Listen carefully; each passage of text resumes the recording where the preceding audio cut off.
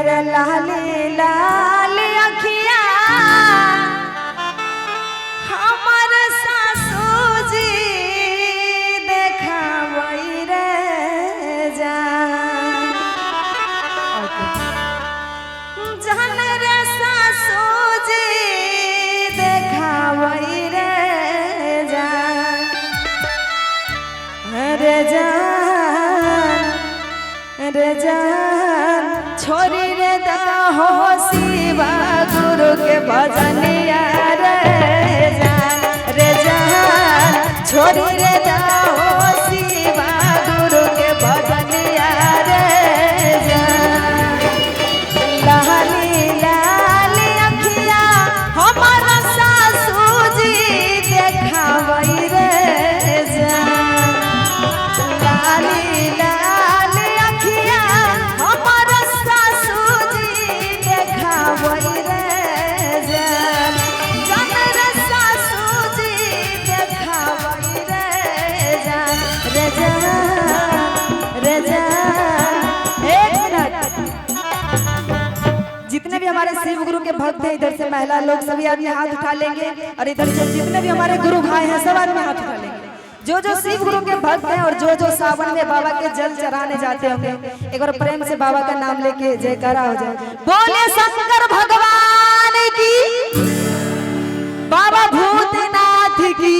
क्या रे जान रे जान छोरी रे दाहो शिवा गुरु के भजनिया रे जान रे जान छोरी रे दाहो शिवा गुरु के भजनिया रे जान लाली लाली अखिया हमारा सासू जी देखावई रे जान लाली लाली अखिया हमारा सासू जी देखावई रे जान जान रे सासू जी देखावई रे जान रे जान छोरी रे दाहो शिवा गुरु के भजनिया रे जान छोरी रे दाहो शिवा गुरु के भजनिया रे जान।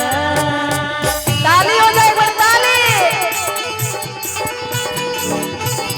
हर जिया इधर से जिया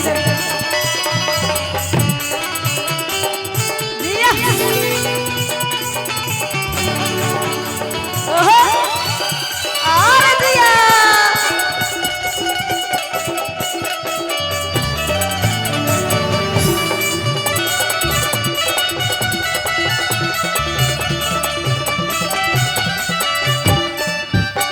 और कहती है बड़ा प्यारा भाव में बहू का लाइन है,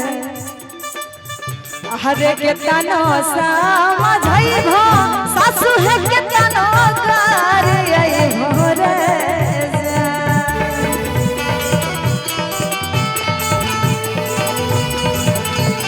हरे जिया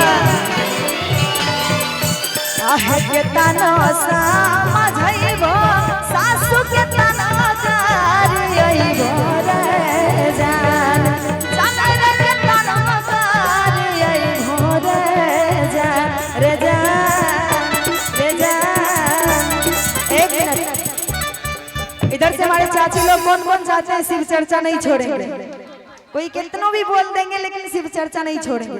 सबसे पहले जो शिव गुरु के भक्त हैं हाथ उठा लीजिए, एक बार हाथ उठा लीजिए दिल से मन से और ताली के साथ कहना है रे जान नहीं रे छोरा बसीवा गुरु के भजन रे जान रे जान नहीं रे छोरा बसीवा गुरु के भजन रे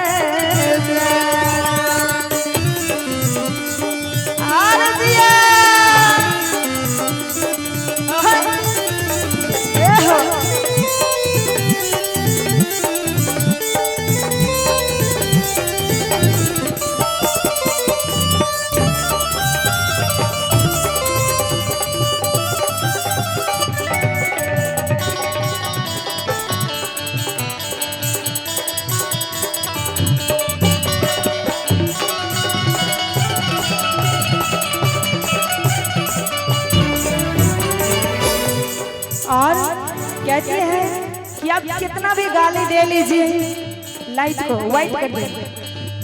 ऑपरेटर भाई से निवेदन है कि ये वाला लाइट जो है व्हाइट कर दीजिए ना।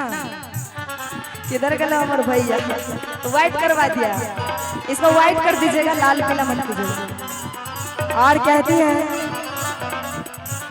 हरे हाथा बस काम करो मुँह से कई भजन रे